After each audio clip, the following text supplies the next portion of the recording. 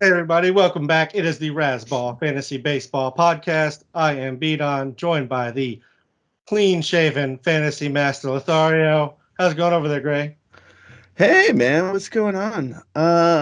Chilling, doing okay. Headed to New York in a few hours for Tout Wars. NL only. Very nice. And you had Yeah, your practice with the CBS, so now you're fully ready to tackle NL only. I am. I am. I won't be able to draft Garrett Cole in that league. So that'll be good. I, I can't believe I'm actually I'm one of the people who is hoping Garrett Cole can throw 150 innings this year after after being out on him forever. I'm still out on him. I don't want people to take that the wrong way. I was always out on him. I accidentally drafted him in one league because I'm an idiot. All right, so if you want to hear Oh, about that, you can go listen to the last podcast. We're gonna try and get this one moving so we can get to more pitchers. Uh, Real quick anecdote though, I had my RCL draft. Uh, Great draft, lots of really great drafters and smart people in that one. But I look back last year, great. I didn't have a single pitcher that didn't get hurt or was absolutely awful, and I still finished with 45 out of 60 pitches points in pitching. Just throwing that out there. So as we get started, it's not the end of the world if you get some injuries or you lose your entire staff. It's fine. It's fine. You can make up for it. Let's get started though. Number 42, Bailey Ober, 144 in the third innings, 8-6 record, 3.43 ERA, 107 WHIP, 146 strikeouts, 25.3% K rate, 5% walk rate. You have projected for 11-7 record, 3.61 ERA, 1.14 WHIP, and 156 strikeouts and 151 innings. It's another kind of helium guy where in certain drafts he may go well before you're even looking at him, or he's deeper in your queue. yeah. I feel like I invented Bailey Ober. I was the first one ever. I was I basically trained him. I made Bailey Ober a major league pitcher in my mind. I've loved him for years now. I am so revolutionary. It's ridiculous.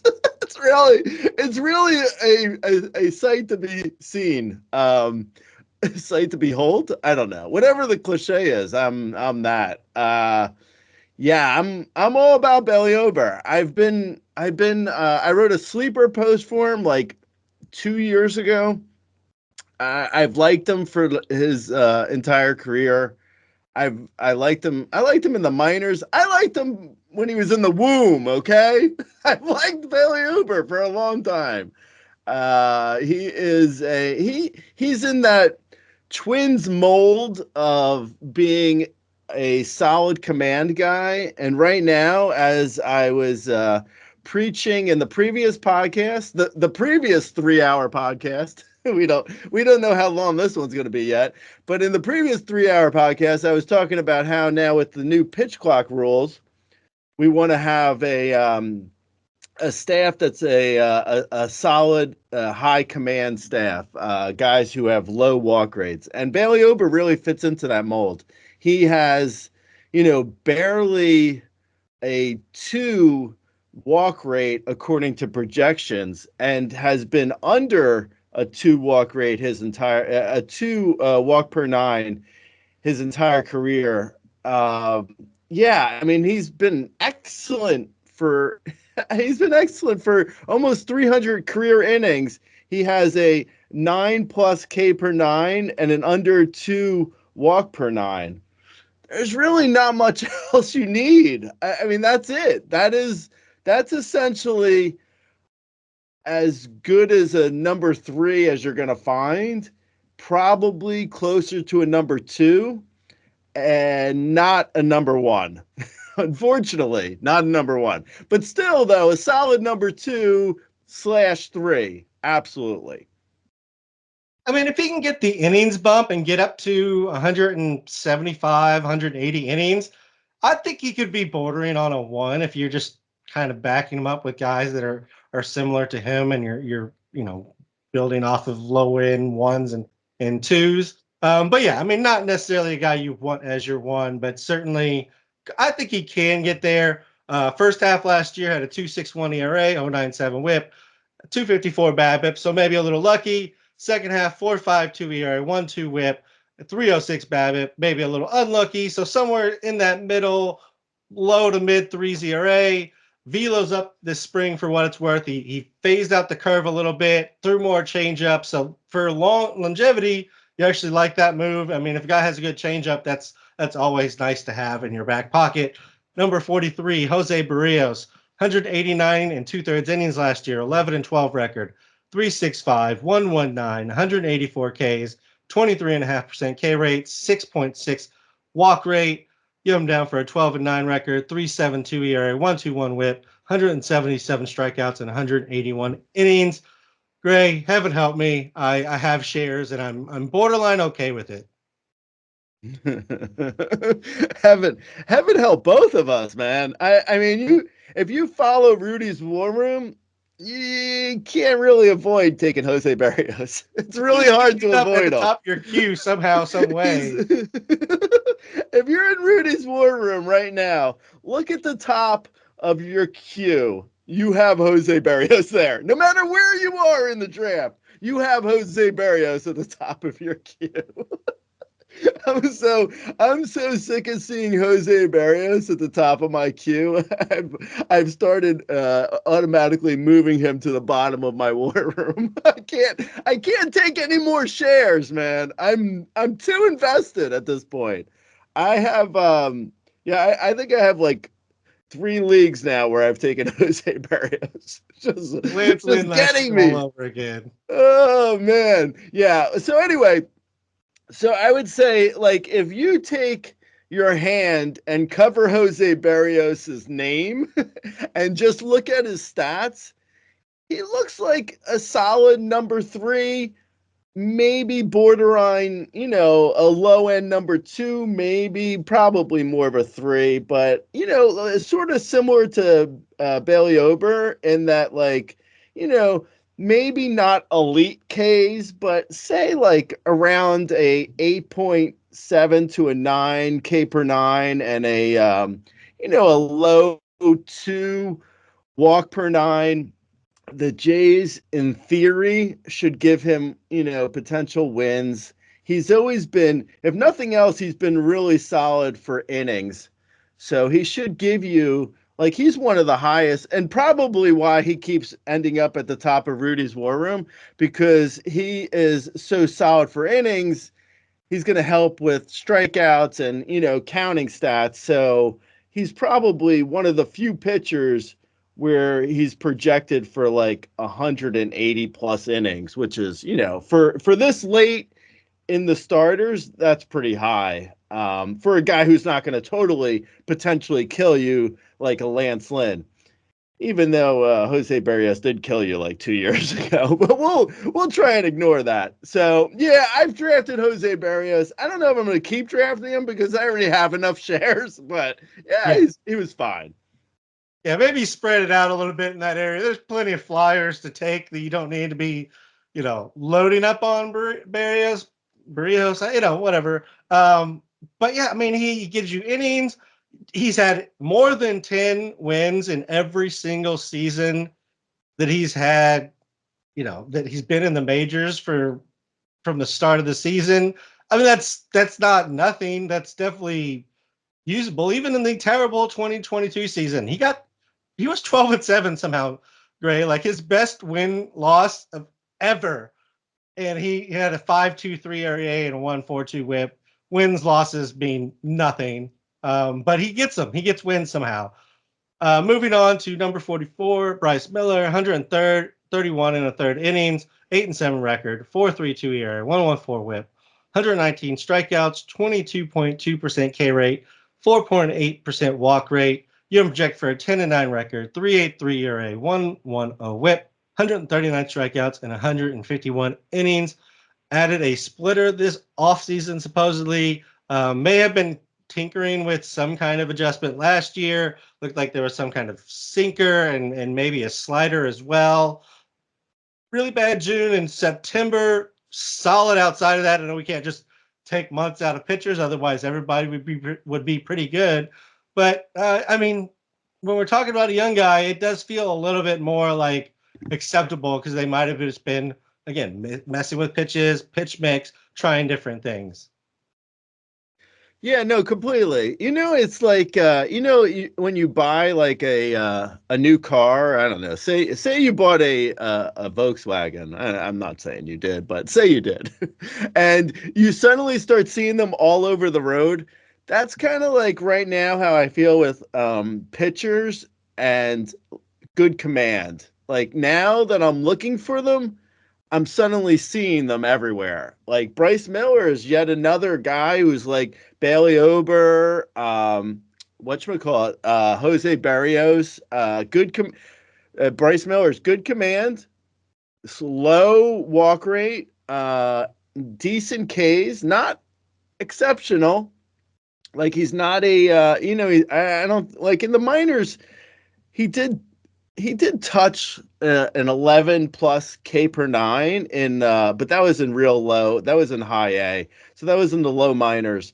So I don't think he's going to really bump up his Ks dramatically in the majors from what he did last year. Last year was 8.2 K per nine. So then, maybe he gets up to an 8.7 K per nine, which would still be solid if he can keep his walk per nine under 2.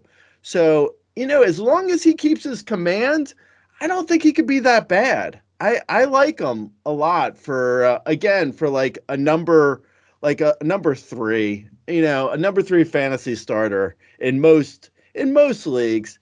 That depends a little bit on how deep the leagues are, but for the most part, I would say a number 3, but a solid number 3. I would be more than happy to have a Freddie Peralta, and then like a Bailey Ober and a Bryce Miller. If you could pull that off, even though I'm saying they're both number 3s, if you could have like a Freddie Peralta and then 2 solid number 3s behind them that have good command, I wouldn't hate that. As long as you're going with pitchers I like. For the most part, I don't hate it. And Bryce Miller's a guy I like. Yeah, I like him too. I do think there's upside here. I think the addition of pitches and trying to figure out that right balance could really lead to some upside. As you mentioned, he's touched like the 30% K rate or been just underneath it. And he did it at double A as well in 50 innings. He was, just under 30%, 29.9%. So if he can keep the walks down and get the Ks back, I do wonder because he was kind of a higher K guy at that time or higher walk guy when he was a higher K guy. So I wonder if those two kind of go hand in hand where in order for him to get Ks, he almost has to get a little wilder. And that's not necessarily where the organization wants him because you can get away with some things in Seattle because of the park that you don't necessarily have to be trying to strike everybody out. Number 45 is Hunter Brown. Last year in 155 and 2/3 innings, he had an 11-13 record, 509, 136, and 178 Ks, 26.8% K rate, 8.3% walk rate, 9-8 record, or you haven't projected for 162 innings, 9-8 record, 406 ERA, 131 whip, and 182 strikeouts. Struggled July on, kind of after the All-Star break, and velocity was down after that time as well. So that's something I've been looking out for on Hunter Brown this spring to see, is the velocity back or are we waiting for that still? And is his velocity back? What I have you haven't seen? gotten any readings. I have not seen a single reading on Hunter Brown, unfortunately. So I really wanted to have an answer because that's why I wrote it down here. I was like, he's got to have some numbers by the time we talk about him. And we're sitting here, and I was like, I'm literally looking him up, and I'm like, I still have not seen a single velocity reading. Wait until towards the end of this podcast, 16 hours later, and then look again. Maybe by then we'll have a reading on Hunter Brown. I like Hunter Brown. I think I might be lower on him than other people. I'm not sure. I think he's probably more risky than the guys we've already talked about. I think he's still probably a number 3 in most leagues, but a little bit on the riskier side because, last year was a mess, to be honest with you. But I do trust the Astros to develop good pitching. I think Hunter Brown will be good. It's a little bit of a leap of faith to draft him this year because, he was so bad last year. You're sort of like taking a leap of faith that he's going to be much better. But he could be. Absolutely. I mean, he does have it in him. I think he's probably, going to be a top 20 starter at some point in his career. Maybe not this year, probably more like next year, if anything. I think he's taking he's taking the standard sort of 3 years to come into his own that major league starters the path that a lot of major league starters take. Whereas this year, like last year was the rookie year and it was a mess. This year will be very up and down with whether or not he's really startable in all leagues. Where he could be great for a month or two here and there, and then he could be bad still. Just a little bit on the fluky side, and then maybe next year he takes the full step forward. But I think it is there eventually. So I like him. I just think he's a little bit riskier than the guys we've been talking about. And he is one of the last like high K guys as you start getting down in pitchers. So sometimes he just gets bumped up because you don't need maybe you don't need a Merrill Kelly, Chris Bassett type, which we talked about on last show, but you need, somebody with upside, somebody to give you strikeouts. And that's where Hunter Brown gets bumped up in ADP sometimes.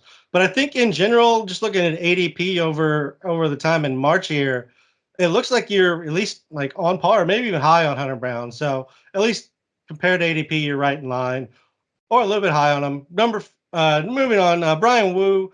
Last year in 87 and 2/3 innings, he had a 4-5 record, 4.21 ERA, 1.21 WHIP, 93 strikeouts, 25% K rate, 8.4% walk rate. You have him projected for a 9-8 record, 3.88 ERA, 1.18 WHIP, 138 strikeouts, and 132 innings. Feels like he still needs to find the right pitch mix to work off his fastball, but between the Mariners, the park, it feels like they're gonna get that figured out. Right. Yeah, exactly. Yeah. In the same way that Hunter Brown was a bit of a leap of faith, I think Brian Wu probably is the same situation. I like Brian Wu a lot. If you're drafting him, I think you have to expect a little bit of an up and down type year. Not necessarily up and down between the majors and minors, but up and down whether he's startable and great and or startable and mediocre. I think there's going to be there's going to be at least a month or two here where you're going to see Brian Wu either is shut down or skipped a little bit because he just can't. I just don't think he's going to be able to throw more than maybe 140 innings at the most. I think even that would be high, likely, and I don't think the Mariners want to push him to that point. So yeah, I like Brian Wu a lot as well. I just think you're looking at a number 3 that could have, a little bit of risk involved and, could potentially be great though. Like he definitely has that potential. Like you mentioned, the park is good. The team's not, the team's not that bad. They're a 540 percentage team, those Mariners. Yeah, I like Brian Wu though. I think he's probably on the path of being a top 20 starter as well at some point. Probably not this year though. Again, probably closer to like next year or even the year after, depending on his career path. But yeah, he could be great though. I'm sure we're going to see moments where 5 to 6 inning starts with like 10, 12 Ks and looking really good. I'm sure we'll see some of those starts. Yeah, and I meant the Mariners more in a pitching development. Like they're in one of those. It's one of those organizations, at least recently, that has really been spitting out good pitching over and over again. So that just kind of the pitching development there. They seem to have it in the right direction. And I mean, he was a 34.3% K guy across 44 innings in Double A last year. He didn't even go to Triple A. Went straight to the majors. So there's definitely K upside here with Wu as well if they get everything right with him. Moving on to Ryan Pfaadt, last year he had 42 innings in the majors, 2-1 record, 2.14 ERA, 0.76 WHIP, 38 strikeouts, 23.9% K rate, 3.1% walk rate. You have him down for 138 innings, 8-6 record, 3.64 ERA, 1.14 WHIP, and 148 strikeouts. It's really hard to take much from the numbers other than like he held his own in a very limited time. He was back and forth. His role was different, like very limited innings here, but he looked fun when he was out there. Great.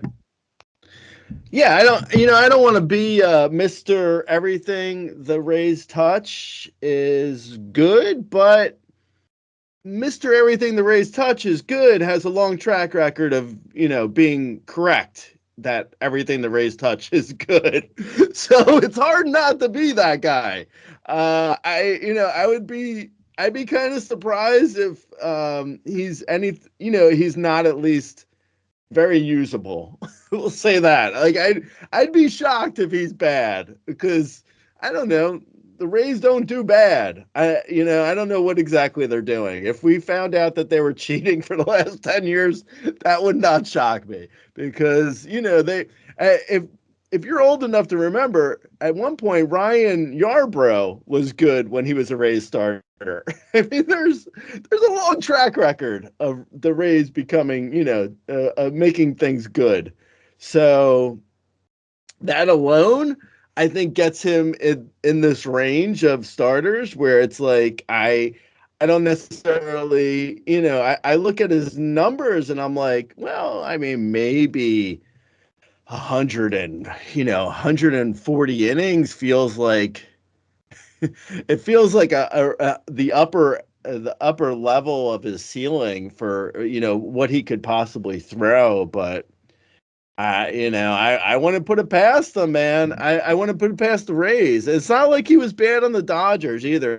Those guys, the Dodgers usually, this is kind of like it's like not rock paper scissors, but it's kind of like it's like the immovable object hits the unstoppable force with like the Dodgers trade away guys and they never turn out well. And the Rays trade for people, and they always turn out well. So it's like, what's gonna give here? Something's got to give. But I put my money on the Rays and Pfaadt being solid for again like a fantasy number 3. That's where we are in the rankings. Yeah, if they can get him, I'm sure he's gonna be fine. Again, I'm with you in regards to it's probably one of the better places to place your money is the Rays organization with pitching. Sorry, not to interrupt, but I will say one thing though with the Rays. In 2 years, Pfaadt's going to need elbow surgery. There's that. I mean, not. I don't know what the Rays do, but they're going to get good. They'll get 2 good years out of Pfaadt, and then, yeah, I would be careful. In fairness, he doesn't have a breaking ball, so like you can't really have him overthrow the breaking ball because he doesn't have one. So maybe he'll be fine. Maybe he'll be the exception. Maybe that's what the Rays need to do is go with non-breaking ball pitchers or just stop breaking their arms, please. It's painful. Moving on, Michael King last year in 104 and 2/3 innings had a 4-8 record, 2.75 ERA, 1.15 WHIP. 127 strikeouts, 29.5% K rate, 7.4% walk rate. You inject for a 7-9 record, 3.47 ERA, 1.18 WHIP, 156 strikeouts, and 134 innings. As the Padres have him going to go out as a starter for this year, Gray. It's not really a role he has a lot of experience in, but he's been really good in whatever role he's had in the majors. So I mean, you could do worse. Mm. Yeah, no, completely. I liked Michael King ever since the trade of him to San Diego. I think it's a solid landing spot. Um, I would say we don't really know necessarily what we have yet with him. I would be I would be remiss in saying that, like, my projections having him at like around a 10K per nine are, are really, I'm very confident in those. I'm not confident in that at all. I don't think anyone should be confident in their Michael King projections because we really haven't seen him, start from opening day through the end of a season. So we'll see what we get from him. I think that's why he's probably going in the range he is, because there is that risk. Because prior, if you look at just what his numbers are for so far in his career, I mean, he looks like an ace. He has 250 career innings with a 10.3 K per nine and a 3.38 ERA. So it's like, if he's doing anything close to that in San Diego this year, I mean, he's more or less like, he's a very high number two, if not a low number one, if he does anything close to that over the course of a season. But because we haven't seen him even be a starter for a full year, I don't know. I honestly, I don't think anyone knows what to expect, but he looks good. So it's definitely worth the draft pick. And hopefully you get, a solid 120 plus innings, 130 maybe, 135 potentially. I see projections on I see projections here. Some people are giving him 160 innings, and that I think that's, I don't think that's happening. I don't. We'll see though. I mean, who knows? But yeah, I don't think it's going to happen. Anyway. Yeah, I mean, and for what it's worth, I think anytime a player transitions over, you worry about them getting long enough to get wins. Once they built his innings up, he was throwing 5, 6, 7 innings towards the back end of the season. So I don't think there's necessarily a huge concern that he's only going to go like 3 or 4 innings and never get you wins. I think he can go that time because he's efficient at the innings. Last year as a starter, the numbers were actually better kind of across the board than they were as reliever. His ERA was better, his whip was better, his K rate was better, his walk rate was better. So, I mean, there's some potential hope here for Michael King, but just keep it in mind that this is definitely a new role. So, what we expect is completely up for grabs here. Uh, Starting a new tier here, Nathan Eovaldi, 144 innings, 12-5 record, 3.63 ERA, 1.14 WHIP, 132 strikeouts, 22.9% K rate, 8.1% walk rate. You have him down for an 11-9 record, 3.79 ERA, 1.16 WHIP, 154 strikeouts, 164 innings. Walks were up, but his ERA and WHIP was the best he's had since about a decade ago. Gray. I mean, he's Nathan Eovaldi. He's fine. Yeah, that's actually a good. That's all you need to say with Nathan Eovaldi, and he's Nathan Eovaldi. He's fine. I don't know what else to say. I mean, if you don't know who Nathan Eovaldi is by this point, he's like what 10 years into his career, and he's done almost exactly the same thing for like the last 5 years, ever since what is it? Ever since the pandemic year. All right, so 4 years now, he's more or less been almost exactly the same pitcher every year for the last 4 years. It took him a long time to find his groove. It was like it wasn't until his age 30 year that he really started hitting, his peak. I think it was at the point where he probably realized that velocity isn't everything, which is, some other starters could probably benefit by learning that. I don't mind Eovaldi. Honestly, I think he's probably going later in drafts than I'm willing to jump on him earlier than most people. I think his ADP is probably I don't have it in front of me. I should actually probably open it, but I would imagine his ADP is a good 40 to 50 spots later than where he ended up on the player rater last year. Like he was not a bad pitcher last year. He has he tends to in the second half of the year he tends to get, have a mysterious, his velocity drops a lot and he has to go on a mysterious IL stint. So he's really only solid for 140 innings, but it's a solid 140 innings every year, or at least for the last 4 years. It's been, the pandemic year obviously was short on innings, but for the last 3 years, he's been solid for 100 on average 140 innings. Yeah, and one could even argue it started in 2018 because you can't count any pitcher stats or hitter stats from 2019 at all because that season is just wonky and doesn't count for anything anymore. Um, he was 35th on the player rater last year, Gray. ADP over March is 83rd. Now, that does include relievers, but he's going after 200. So definitely a guy that there's some value in just the boringness of him that you can get him late and just count on getting kind of a top, I'm not necessarily going to give him 35th again, but I'd say top 50 pitcher easily after the 50th pitcher goes off the board. Yeah, exactly. Eovaldi, I just looked it up. Yeah, Eovaldi's going at 200 overall in the last 2 weeks of drafts. I would say I would jump on him around 170. That sounds like a solid pick at 200. Absolutely, for sure.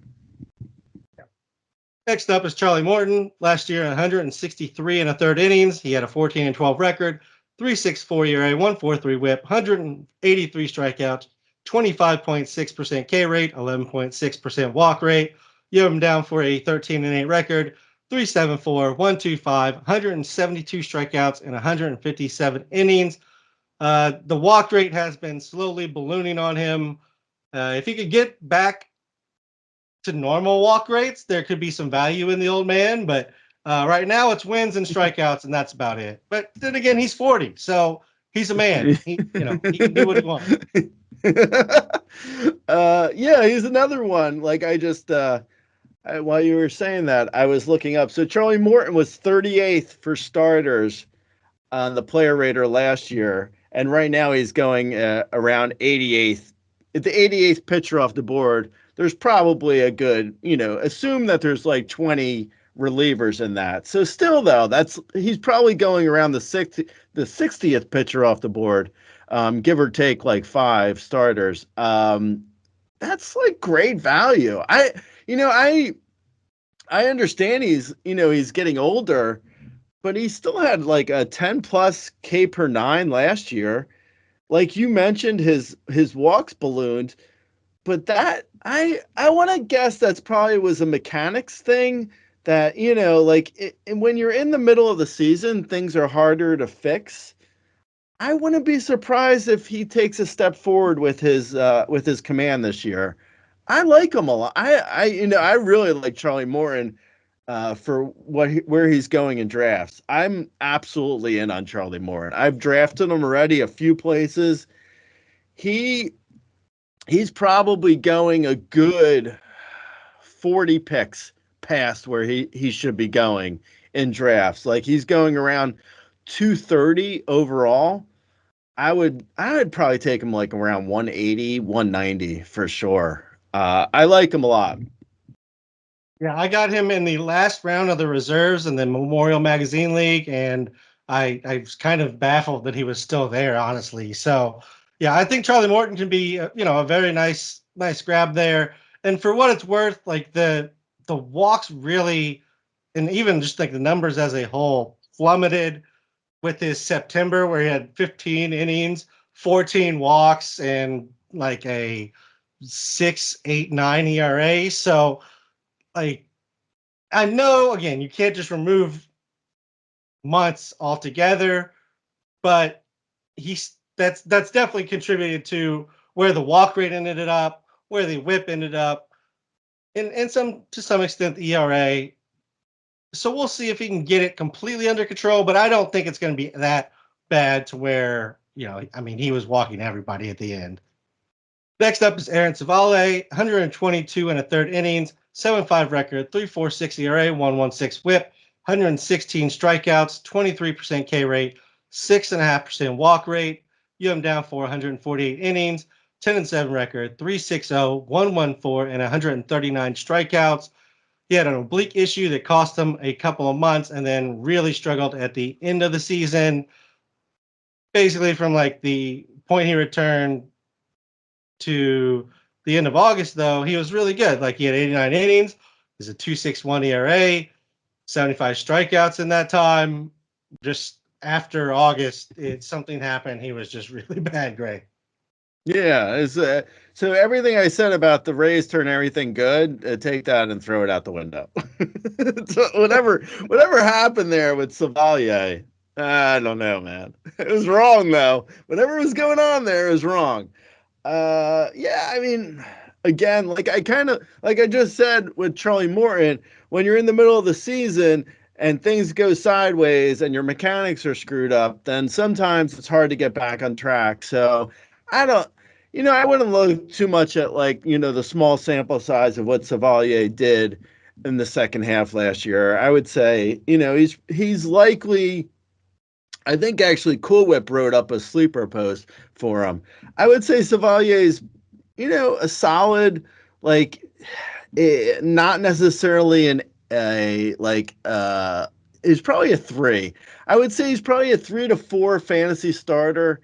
Right now he's going, it's interesting because I mean, I understand there's upside there with Cavalier, but he's going at like 200 overall. He's going in front of Eovaldi and Charlie Morton, which as we saw with my rankings, as we go through them, I don't agree with that. But it kind of depends on how you're drafting, because if you're drafting, higher upside earlier, when you get to Cavalier, or excuse me, if you're drafting safer earlier, and when you get to Cavalier, you might want higher upside as your fantasy number 3 to 4 fantasy starter, or probably closer to a 4 at this point. So if you're looking for upside as in your fantasy number 4 range, I could see the Cavalier pick. I don't see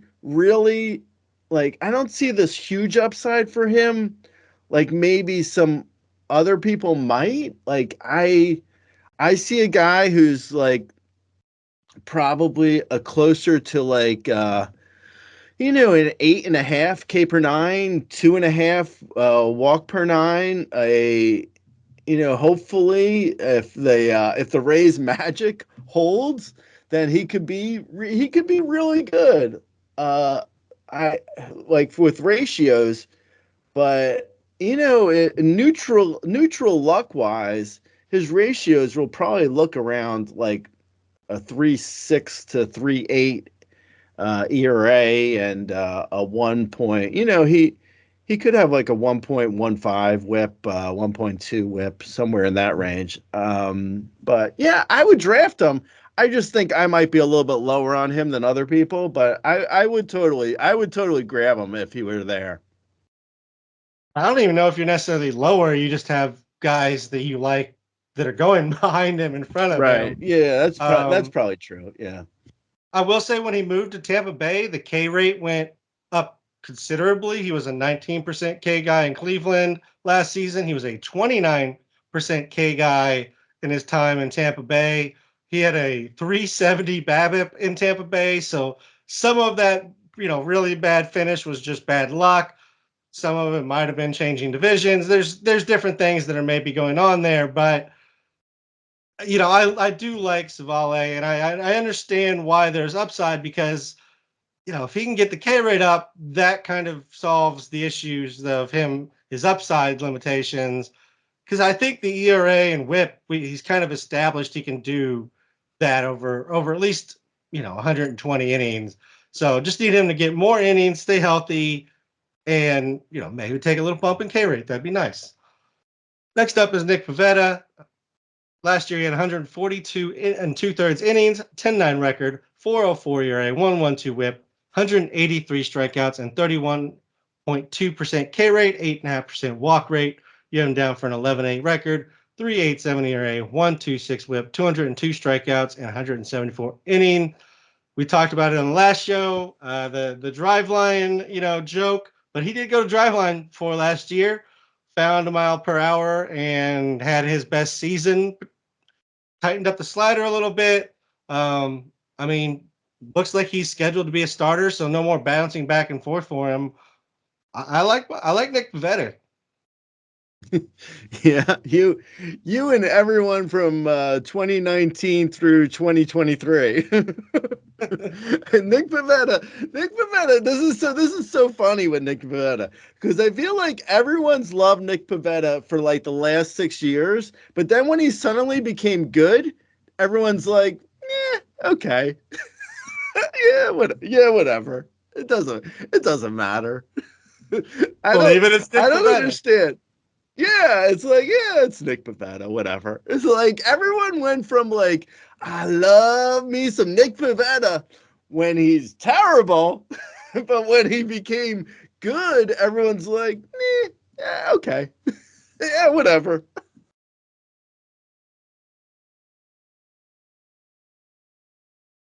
What's going on? Did they read the game? And they're negging him? Like, what's going on with Nick Pivetta? I like Nick Pivetta too. I think I will say too, you mentioned drive line. I think drive line, adding velocity and the pitch clock rules have inadvertently combined to make more pitcher injuries than ever before in the history of baseball. It's like the two worst things have come together in a completely arbitrary way that no one expected, but the velocity upticks and the pitch clock rules, and you're just like, you're lucky if you still have an elbow by the end of the season. Good luck, man. But I like Nick Pivetta too, even though everyone else seems to suddenly not like Nick Pivetta as he became good. Yeah, I have plenty of shares of Nick Pivetta, so if he goes back to old Nick Pivetta, I may be in trouble towards the back end of my rotations, but we'll see. I do like him. Next up is Seth Lugo. Last year, he had 146 in the third inning, 8-7 record, 3.57 ERA, 1.2 WHIP, 140 strikeouts, 23.2% K rate, 6% walk rate. You him down for an 8-12 record, 3.62 ERA, 1.18 WHIP, 156 strikeouts, and 154 innings. He's been a good pitcher when he's healthy. That has not really been the case, and hadn't been a starter until 2023 for years. But I mean, if you just look at the number, you'd say he's way underdrafted.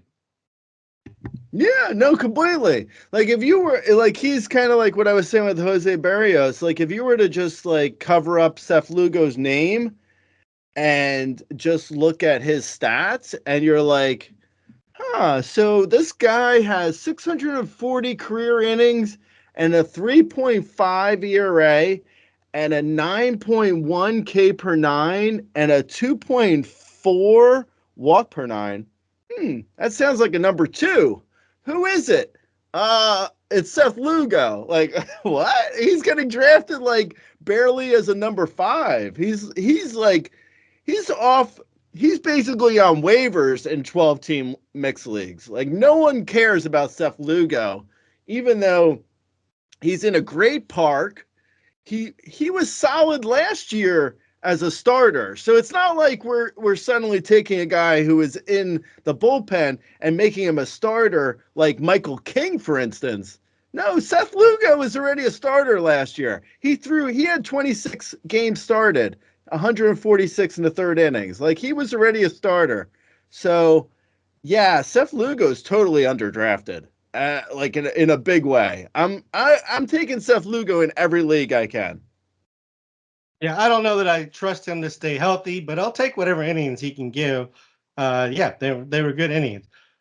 Next up is Christian Javier. Last year, he had 162 innings, 10-5 record, 4.56 ERA, 1.27 WHIP, 159 strikeouts, 23% K rate, 9% walk rate. Him down for 11.6 record, 4.09 ERA, 1.25 WHIP, 186 strikeouts, and 177 innings.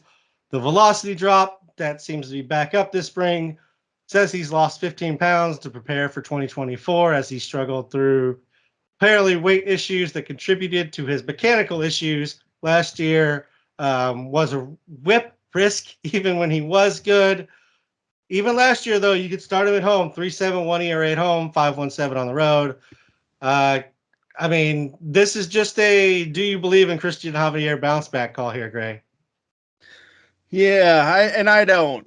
I don't believe in it. I actually have this is a new tier, and it's a start of a tier where I'm not drafting these guys. Christian Javier, I'm just out on. Like I was in the last podcast saying about Framber Valdez. I just can't get in on Christian Javier again. It's not gonna happen for me. I wish everyone luck who's going in for the bounce back, but he killed me in so many leagues last year. I just can't do it. Like everything looked bad on him last year. It wasn't like you mentioned, like the velocity, like the Ks were way down. I mean, it was just bad news. So yeah, I'm out. And I've said this before. I'll say quickly again that like there's so many starters to draft. If I'm out on 20 starters over the course of 100 starters, it's like, okay, I still have my pick of like 80 starters to choose from, and I only need, 5 to 6 in some leagues. So, depending on the leagues, obviously, but yeah, I'm fine being out on certain guys, and I'm out on Christian Javier. Yeah, I actually like Christian Javier quite a bit. I think I have him in a number of leagues. So we're just going to differ on this one. I think it was mechanical. I think it was pitch clock related, where he was one of the slowest guys with pitch clock or before pitch clock, and obviously not exactly the smallest guy. So I think it was a combination of speeding things up plus the weight that got him just mentally out of place, and then his mechanical went out of place too. Again, I think even at his worst, even if it doesn't bounce back, you still can start him on the road or sorry, at home, kind of a splits guy, but for pitchers. So I do think there's some value here regardless. Next up is Gavin Williams. Last year in 82 innings at the majors, he had 3-5 record, 3.29 ERA, 1.26 WHIP, 81 strikeouts, 23.5% K rate, 10.7% walk rate. He had 46 innings at AAA where he had a 2.93, 109, and a 33.3% K rate with an 11.5% walk rate. You have him projected for an 8-10 record, 3.88 ERA, 1.28 WHIP, 159 strikeouts, and 156 innings. Yeah, 4.61 Sierra, 4.05 WHIP would suggest that he was maybe a little lucky last year. 1.26 WHIP also kind of says he was lucky last year, but there's still some upside here. We saw there is upside last year. Yeah, no, completely. Yeah, unfortunately, I'm out on Gavin Williams as well. I can't trust right now starters who don't have elite command, or at least something that is, hinting at potentially going like a Charlie Morton, where it's like he had, elite command previously and he just had a bad year last year. With Gavin Williams, I don't know if the command's ever going to get there. It could. He wasn't really he wasn't a great command guy in AAA last year, and then came up and had a similar, iffy command. So yeah, I'm just out on Gavin Williams this year. I was actually on a related note. I was looking at Fangraphs, and it has the spring training stats for guys, and it's just so funny to see like he has a 17K per nine and an under 2 walk rate. And then you look at how many innings that is, and it's under 5 innings. It's like spring training is so useless. Anyway, that's a side note. But yeah, I'm out on Gavin Williams. Yeah, I don't mind Gavin Williams. It just kind of depends on how long he's there because he's kind of going in an area where I like a number of guys. Like he's up there with Bailey Ober, Carlos Rodon, if you're looking for some upside, Shane Bieber, Mitch Keller, Berrios, who we talked about, Christian Javier, Hunter Brown, Bryce Miller. So he's just with a lot of guys I like. I feel like he should be lower than those guys, but he's not. And so I just don't end up with a lot of shares. But if he falls past that group, then I start grabbing him up because you can kind of find the safety guys a little bit later. That's why like some of the Eovaldis, the Savaliers, those type of guys are later, is you can just kind of grab those guys as they're going. The upside comes with a little bit of price in drafts, as Gavin Williams cost a little bit, at least ADP wise. Next up is Chris Sale, 102 innings last year, 6-5 record, 4.30 ERA, 1.13 WHIP, 125 strikeouts, 29.4% K rate, 6.8% walk rate. You have him down for a 10-6 record, 3.84 ERA, 1.14 WHIP, 138 strikeouts on 115 innings. There is somehow legitimate interest in Sale in leagues, Gray. I don't understand it. We're in auction leagues, and I've watched him go for like real pitcher values. I will say the spring velocity is as good as we've seen since probably 2018. That's nice to see.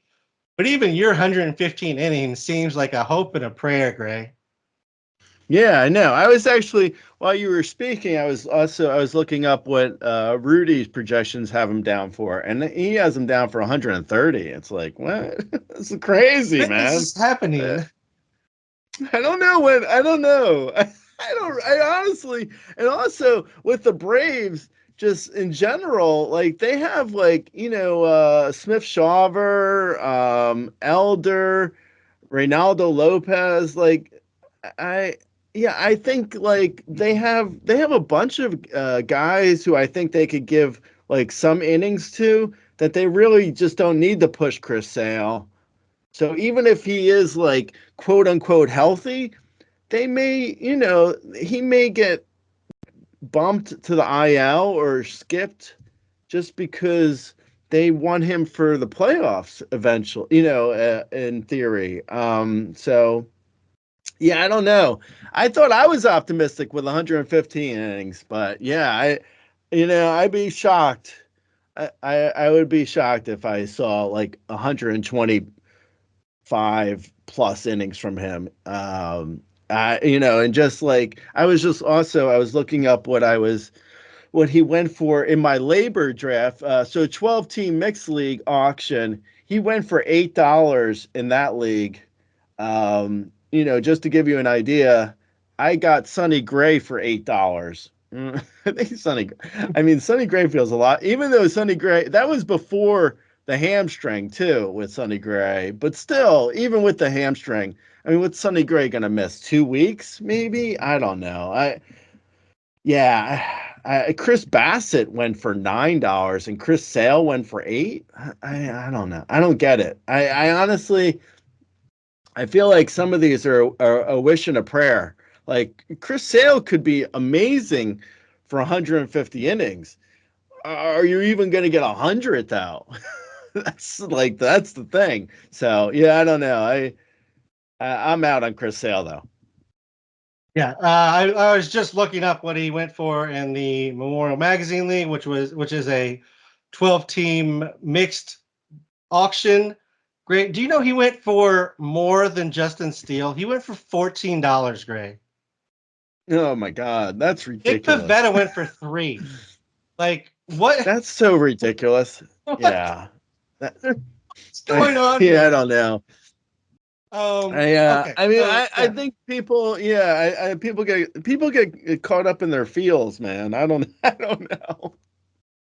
Look, I get it. Chris Sale was an elite pitcher at one time. Like we're beyond that. even if he gives you innings, they're not elite innings. Like the strikeouts are probably elite, and the wins probably on the Braves. That's as much as I'm willing to give him at this point.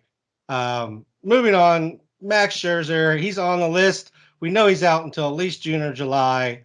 They're saying June timetable. I'll believe that when I see it. I think it's probably July, but I mean he's fine. Last year he had 152 innings, 13-6 record, 3.77 ERA, 1.12 WHIP, 174 strikeouts, 28% K rate, 7.2% walk rate.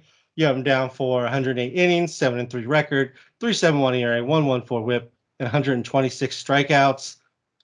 If you have an IR spot, you don't need production immediately. Like it's fine taking Max Scherzer here. Yeah, I suppose. I'm also, I'm out on Max Scherzer as well. I think yeah, I mean, if you have an IL slot, I guess there's worse flyers.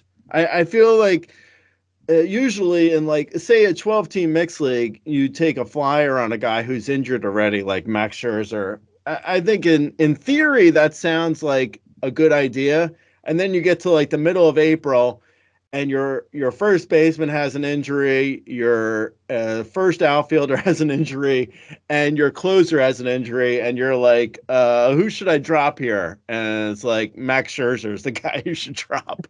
So yeah, I mean, in theory it's fine. Sure, I don't care if you want to stash a guy for his return in June/July, then go for it. But it's probably not going to work.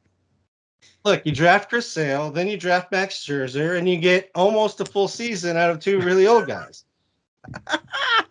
So that's how I'm looking. No, I actually don't think I own either of them in a single league. Moving on, Shane Bieber, who I do own in leagues. Last year in 128 innings, 6-6 record, 3.80 ERA, 1.23 WHIP, 107 strikeouts, 20% K rate, 6.4% walk rate. You have him down for a 7.9 record, 4.02 ERA, 1.27 WHIP, 131 strikeouts, 154 innings. Had elbow inflammation during 2023. He went to Driveline this offseason. Threw more cutters instead of sliders last year. I don't know if that was elbow related. That pitch didn't even exist before like last year, so I don't really know where it came from other than the elbow potentially hurting. Yeah, that's a fair point. Yeah, I mean, he feels like a guy who's getting helium in spring training because, like, if you just look at his previous year, there's literally no reason to draft Shane Bieber anywhere near where he's getting drafted. I'm out on Shane Bieber. I mean, if people want to buy into the spring training narrative that he's totally fixed and he's going to be an ace again, then more power to you. I hope it works out for you. I'm not invested. I think he's shown a like the last, if you're just going off of stats and you're not listening to narratives, like his last year was awful. It's terrible. I mean, it's a terrible year. And I don't see why I would, just going off of that, why I would just, guess that he's going to be like, back to his old self. I mean, it could happen. I mean, he's not terribly old, it's like, it's possible. But yeah, I'm out. Yeah, I don't think he's bouncing back to ace level. I don't necessarily see that happening. What I do see is like I think he's basically like Nathan Eovaldi at this point, but with more upside than Nathan Eovaldi has. Because if he gets it right, like we know he can be better than what he was last year. And again, at worst, I really think he's Nathan Eovaldi level. So that is why I have Shane Bieber shares. Next up is Carlos Rodon. Last year only threw 64 and a third innings, 3-8 record, 6.85 ERA, 1.45 WHIP, 64 strikeouts, which was a 22.4% K rate, 9.8% walk rate. 7-7 record is what you have him projected for 4.05 ERA, 1.31 WHIP, 119 strikeouts, and 109 innings. Had a back issue, then a forearm issue, and then a hamstring issue. Supposedly touched 97 this spring, but has been averaging 93, which, if you've been following his career, is well below what he has averaged before. He says he's not throwing 100% still, though. Oh, excuse me. You can take a flyer here, but that's what we're looking at. It's a flyer, Greg. Sorry, did I sneeze into your ear? Yeah, just a little bit. It's fine. Sorry. Yeah, I mean, it's like I'm not in on the Carlos Rodon thing. I mean, I get what people are attempting to do with it. I just don't see it in my. It's just not in how I build a staff. I tend to go safer the deeper into a pitching staff because I start later than people. Like I'll start at Freddie Peralta as my number one versus like a Spencer Strider or a Zach Wheeler. So the fact that I'm starting later as my number one at like a Freddie Peralta, then later on I have to go a little bit safer and Carlos Rodon just isn't safe at all. So I'm usually out on I'm out on Carlos Rodon, and I'm usually out just in general on riskier starters later. So yeah, I mean, the people who are drafting Rodon, I mean, they're an optimistic bunch. I'll give them that. Good luck, man. The people who are saying that like Carlos Rodon is like a bargain in drafts because I've heard that as well. I don't know, man. I don't know how that's gonna work out for you. But you know what? Good luck to you. Maybe Carlos Rodon figures out everything that has been wrong with him for like the last 2 years and is solid again. I wouldn't count on it though. That's all I'm saying.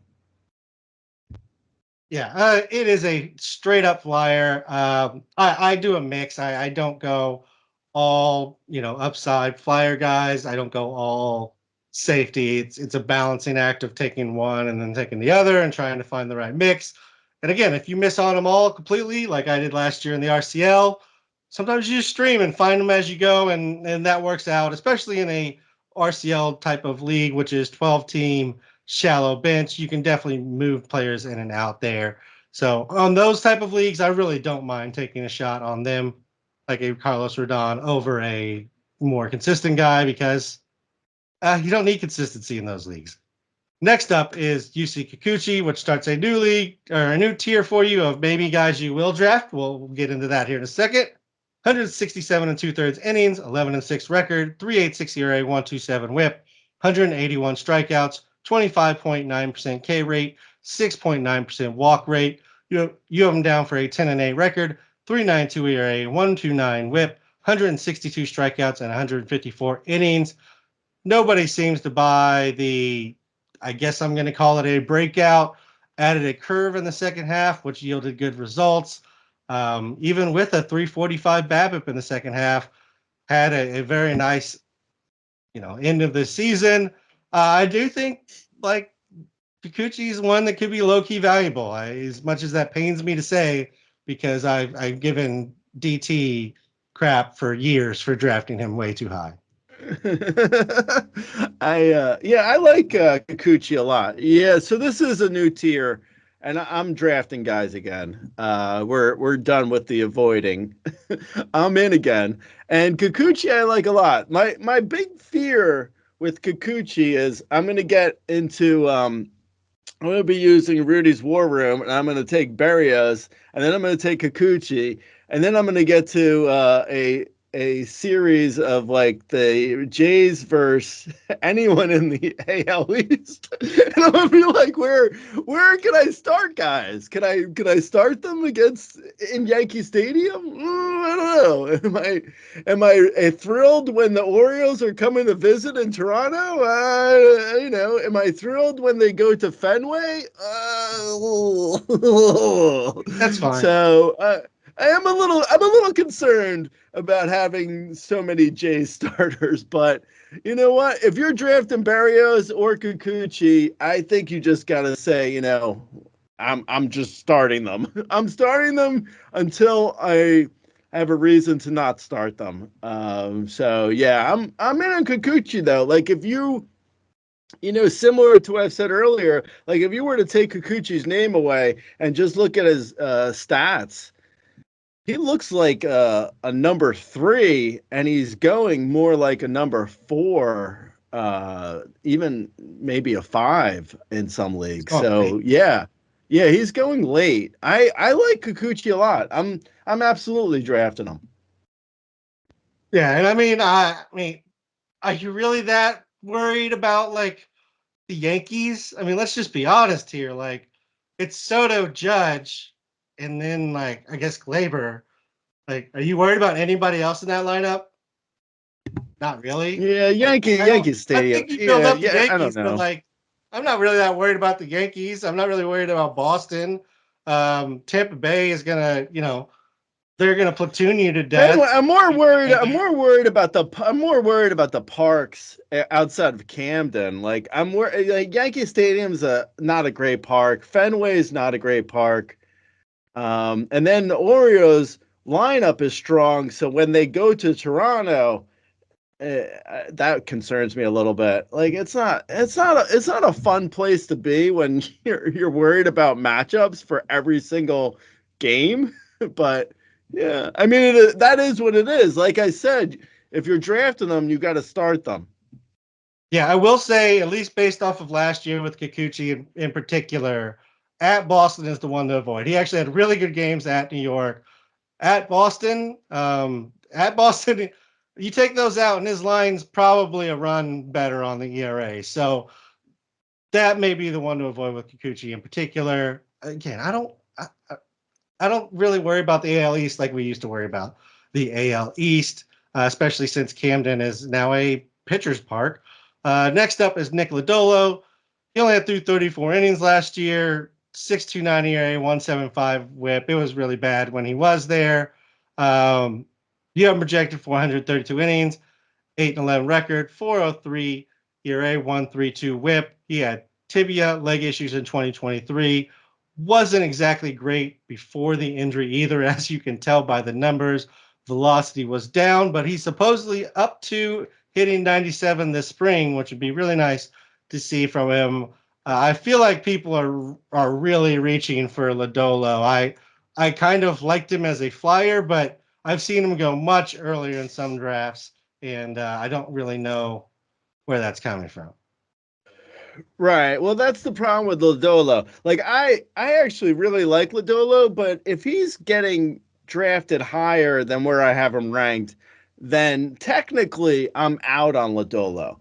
But I do like him. My biggest concern with him is probably his leg, and it was bothering him last year, and after a full off season he was still getting tests on it in the spring. So that's a big concern.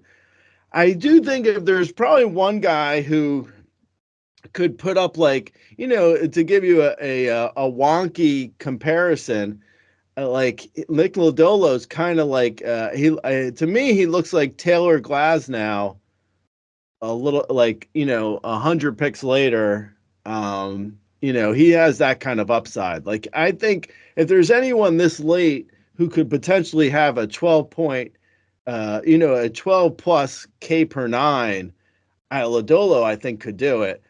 But I don't think he's going to throw more than 135 innings. That even might be on the optimistic side. And the park stinks, and his health has not been good. So I'm willing to take Lodolo, but I think he's getting drafted before I'm willing to take him in most leagues. So it is what it is.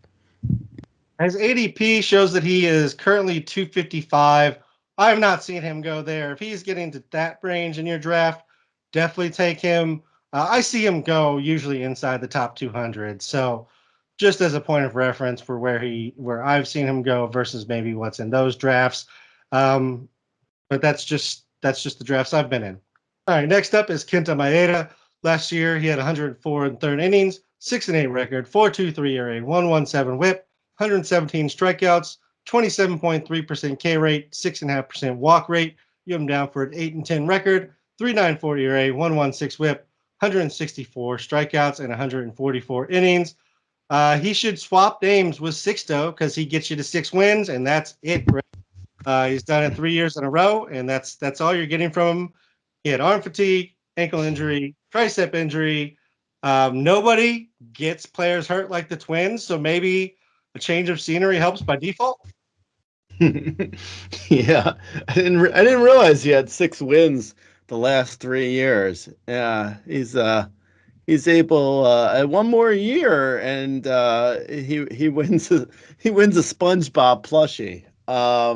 Yeah, I think his innings. It's so interesting too because his innings are so bad. I don't know. I'm like looking at his stats again. It's so funny because like when I do my rankings, I do them in like, November, December of last year. And then I slowly piecemeal them out over the course of like 2 months. And now looking at Kenta Maeda again, yeah, I'm not as impressed as I was. For some reason, I liked Kenta Maeda back in November. Whenever I wrote up his stats, his projections, I guess. Yeah, I don't know. I mean, I guess he's on the safer side. I'll give that to him. He does have 860 plus career innings, a 9.9 K per nine, and an under 4 ERA. So yeah, I mean, I guess there's worse guys. He'll be in a good home park. The AL Central in theory is solid for a pitcher. Yeah, I mean, I'm okay. I'm okay with Kenta Maeda, I guess, as like a back end starter. Not. I'm clearly not as excited about him as I thought I would be. Yeah, clearly he's trying to signal us that he made a deal with the devil to get the contracts he's gotten. 666 in a row. Yeah. So where's what could 3 sixes mean, Beaton? Interesting. I don't know. I mean, he's 100 innings of solid pitching. K rate's always been good, so that's something to fall back on. If you can strike some guys out, that's at least useful for our game. Next up is Christopher Sanchez. Last year through 99 and third innings, 3-5 record, 3.44 ERA, 105 WHIP, 96 strikeouts, 24.2% K rate, 4% walk rate. You have him down for a 7-6 record, 3.66 ERA, 1.12 WHIP, 127 strikeouts, and 131 innings. Have I mentioned before that I have a conspiracy theory that they changed the ball again after the All-Star break? I mean, I don't even know if it counts as a conspiracy theory because they change it like at least every year on us. So changing it every few months really isn't even that conspiratorial. But anyway, he struggled down the stretch, August, September, really bad. Working on a cutter this spring, should have the 5th spot locked up. I really don't mind Christopher Sanchez. I don't know what the innings bump looks like, but I mean, pretty solid pitcher for this late in the rankings, Gray. Yeah, I mean, this is like he's sneaky interesting for sure. I think he's going a little bit higher than I have him ranked. So technically I might be out on him, even though I do like I like what his projections and his stats look like. I could see potentially drafting him. How that works out in theory, it doesn't usually work out because there's other people who are more interested in Christopher Sanchez than I am. But I do I see his solid command last year, and I'm interested. I find it odd that last year he had such incredibly great command when he was never a good command guy ever before, and it's finding great command like he had last year, in almost 100 innings. It's not really It's not easy. Like it's one thing to have a sample size of like a month, and for a guy to like hone in his command for like a month, like for like 6 games is like that's one thing. But for a guy to have like 100 innings and have really solid command, it's surprising. If he can keep that command, then I imagine he shouldn't be really much more than he can't. It would be surprising if his ERA was much higher than like a 4 if he has neutral luck and that good a command. Whether that command stays there, it's hard to say. But I would take the flyer if Christopher Sanchez is around later in drafts. Yeah, I like Christopher Sanchez. I think in our NL only on CBS he went for $9 to itch. So just looking forward to your tout. Just letting you know what that might look like in regards to $1 if you want. Chris Sanchez. Moving on is Tristan McKenzie. Last year he had 16 innings, so I'm not even going to give you stats. 2022 he had 191 innings, 296, 095, 190 strikeouts. You project for 146 innings, 8-6 record, 3.59 ERA, 106 WHIP, 148 strikeouts. UCL sprain last year. When he's on the mound, he's good. It's a common thing I think we've said in this podcast. But I've always liked Tristan McKenzie. I really enjoy watching him pitch when he's healthy. Yeah, no, completely. Yeah, it's fascinating to watch a matchstick man pitch. guy, a guy made of twigs. It's impossible. It's impossible to see him when he turns to the side. He is slight, is what I'm saying. Very skinny. I like Tristan McKenzie as well. I feel like he had the UCLA. He had the UCL sprain, and we saw. I think it was Zach Gallen. Zach Gallen. Zach Gallen was a guy who had that a similar injury and then came back and was good. He was good after rehabbing. So, and McKenzie was solid in September when he came back. Like, not his velocity was solid. His stats, didn't look incredible, but his velocity was good when he returned in September. So, I mean, I guess he's fine. At this late in drafts, I would absolutely take McKenzie. If his velocity is good, he could be a solid late round guy. I wonder if he's not gonna, like, this is just total anecdotal nonsense probably, but because he's so skinny, I wouldn't be shocked to see him like have like a great year of like 160 innings, and then the next year like he can't throw because he is just like so skinny, and then after taking a year off he's good again. So if that's accurate in any way, this year he should be good, and then be careful for next year. We'll see how that prediction works out on an every other year thing from Tristan McKenzie. At least it would give us some kind of pattern to go by. I'm really hoping he's just good every year. That would be really awesome to see. But yeah, I mean, I love him. It just whether he stays healthy, that's what you're taking there. Number 68 is Nestor Cortez, 63 in third innings last year, 5-2 record, 4.97 ERA, 1.25 WHIP, 67 strikeouts, 25.2% K rate, 7.5% walk rate. You have him down for a 12-7 record, 3.88, 1.18, 149 strikeouts, and 146 innings. He had shoulder inflammation last year. Should have a spot in the rotation as it currently stands. The velocity seems fine this spring, at least to start. I mean, he's kind of he relies on deception more than anything else. So velocity is just a thing. It's not. I don't know that it matters even that much.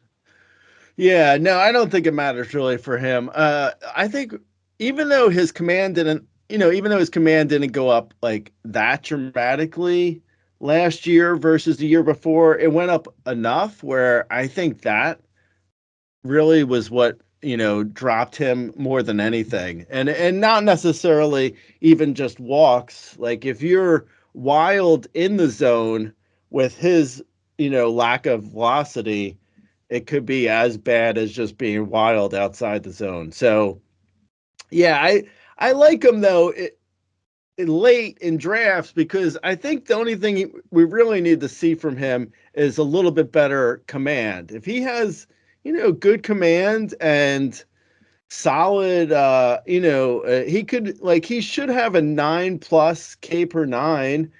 And then, if he has like just a little bit better command, he could have great ratios. And yeah, I mean, it's not hard to squint and see a solid year from Nestor Cortez. Yeah, he finally got us on board the wagon and then just pulled it right from out underneath us. Yeah. But, nice to see you getting back up on at least one of those wagons again, Gray. Although, with the draft price after 250, not a lot to necessarily lose on that one either. Next up is Michael Wacha, 134 and third innings last year, 14-4 record, 3.22 ERA, 1.16 WHIP, 124 strikeouts, 22.4% K rate, 7.8% walk rate. You have him down for an 8-10 record, 3.46, 1.14, 143 strikeouts, and 156 innings. Another kind of home away guy, and he's always kind of been this way, where good at home, bad on the road. So just like Jock Peterson, pitching. I don't know why I always kind of like Wacha more than most people, even though he's a former Cardinal. But I like Michael Wacha seemingly more than the crowd every year, and I mean he tends to put up pretty solid numbers. Yeah, no, completely. Like last year on the Player Rater, Michael Wacha was the 27th best starter, a little bit better than Jesus Luzardo. And Wacha is now going as the 104th pitcher off the board, probably around the 80th starter. So yeah, I mean, there's nothing but value here with Michael Wacha. He would have to be so dramatically worse than last year in order to not return the value of where he's going in draft. So he's an easy, for me, Michael Wacha is he's an easy draft pick for me. I'm taking Michael Wacha any place I can get him. Yeah, I do as well. It just feels like easy. He's not going to give you a ton of innings. He's not a 200 inning guy, but 130, 140 innings of good production. He somehow always gets wins. So, that's just a nice thing to have going for you. Next up is Dean Kramer. Last year, 172 and 2/3 innings, 13-5 record, 4.12, 1.31, 157 strikeouts, 21.4% K rate, 7.5% walk rate. You have him down for an 11-9 record, 4.02, 1.29, 162 strikeouts, and 178 innings. Strong second half where he had 74 and 2/3 innings for a 3.25 ERA, 1.23 WHIP. The K to walk was actually worse over that time. He just really controlled the home runs. So if he can get those things lined up, there might be some upside here, but just the K's kind of keep him from climbing too much higher. Yeah, I mean, he's another guy who I don't know, for whatever reason, I'm much more interested in him than I thought I would have been. I didn't think he would be Mr. Dean Kramer guy, but I mean, he was 47th on the Player Rater last year, and 47th pitcher on the Player Rater last year, and now he's going at 330 overall and around the 100th pitcher off the on the Player Rater. He's just basically free in all drafts. If you want Dean Kramer, there's no problem getting him. And I don't see why not. I mean, if nothing else, play him in Camden and and just reap the benefits of having that insanely terrible hitting park and potential wins. I mean, Dean Kramer feels like an easy, like, I don't know. Even though actually his funny, I just looked at his home and away as I was saying that, and he was actually much better in away games than he was at home games. But whatever. That's neither here nor there. I would still draft Dean Kramer. And he's not flashy. Don't get me wrong, but I would totally take him in like as my at like the back end of my fantasy staff for sure. Yeah, I don't mind him at all as a back end starter. And if, for what it's worth, if you go back another year, he was better at home than he was on the road. So it's not a guy that we have a consistent pattern for yet. So we'll wait and see on Dean Kramer as far as home and away. But yeah, I mean, I think you can get him free, and he's going to provide you some value. Where he was on the player rater was a lot to do with the record last year at 13-5, as was Waka at the previous discussion. But that's part of what they're bringing is that they go deeper in the games, and they've gotten wins. So that's part of it. Next up is Dane Dunning, 172 and 2/3 innings last year, 12-7 record, 3.70, 126, 140 strikeouts, 19.4% K rate, 7.6% walk rate. You have him down for 11-9 record, 3.81, 124, 159 strikeouts, and 179 innings. He's another one who had a nice first half, followed by struggling in the second half, despite the K's actually going up in the second half and him throwing the ball harder in the second half. So maybe there's a little bit of an adjustment here for Dane Dunning where he could perform a little bit better. The K's are never going to be very special, I don't think, though. Yeah, no, Dane Dunning actually, I wrote a sleeper post for him 2 years ago, around the same time as I did for Bailey Ober, and they're kind of similar. Ober has higher upside for strikeouts, where Dunning's strikeouts aren't going to be, as good. But yeah, I mean, he's also like, in theory at least, he's in a good place for wins. He has solid command, so that should be good ratios. I mean, he's not going to be, he's not super exciting. Like he's not as exciting as the guys who are coming up in the next tier of back end starters. But Dane Dunning is, for whatever reason, like I'm guessing it's spring training because I'm only looking at the last 2 weeks of ADP. And right now, Dane Dunning is going around 510 overall. And even though last year Dane Dunning was the 44th best starter in baseball. Like you mentioned, it had a lot to do with the wins, but again, it's the Rangers, so he should get wins again. I mean, in theory, I don't know. It's his ratios were solid last year. There's no real reason why, like except for the K's, but like I was saying in the last 3 hour podcast, right now it's not about K's, it's about good command. You should be drafting based off of like, K's minus walks, and you got to have good walks in order to keep guys off base with the pitch clock rules. And yeah, I like Dane Dunning a lot more than most people, obviously because of where his ADP is right now. Yeah, I mean, if we were talking about Dean Kramer being free, I mean, Dane Dunning is absolutely 100% free. You can have him if you want him. He is available. And yeah, just like low key value there that nobody really wants on their team because there's no, a limited upside. Number 72, or I don't know what number we're at here. Marcus Stroman, 136 and 2/3 innings, 10-9 record, 3.95 ERA, 126 WHIP, 119 strikeouts, 20.7% K rate, 9% walk rate. You have him down for an 11-8 record, 3.71, 118, 141 strikeouts, and 163 innings. He had hip and rib issues last year, was really, really bad when he returned. Career low velo even before the injury. But again, not a guy that necessarily relies on the velocity either way. So, another guy that you can add and just kind of take some boring numbers from, Gray. That's the New York Yankees #1 starter, by the way. It's their as of the recording of this, at least.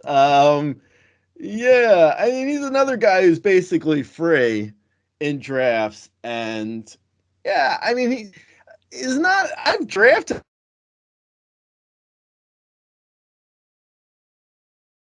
He tends to keep, he tends to give you good ratios. In 1,300 career innings, he has a 3.65 ERA and a 1.25 WHIP. I mean, it's not like, it's not gonna. He's not gonna win you any leagues, but he's like a back end fantasy starter that is, tends to be reliable, at least in past years.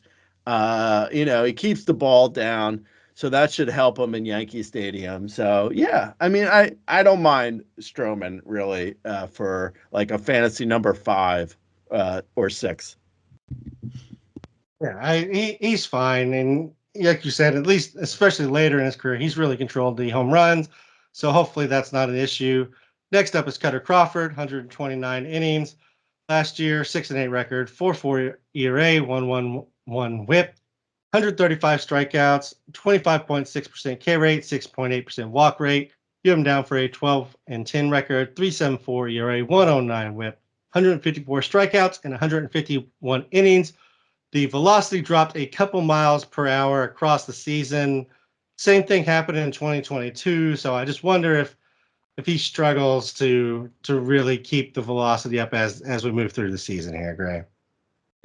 What is truly incredible at Cutter Crawford is the fact that he dropped out of his mother's vajayjay, and immediately they were like, "This kid's gonna be a pitcher, and he's gonna have a cutter."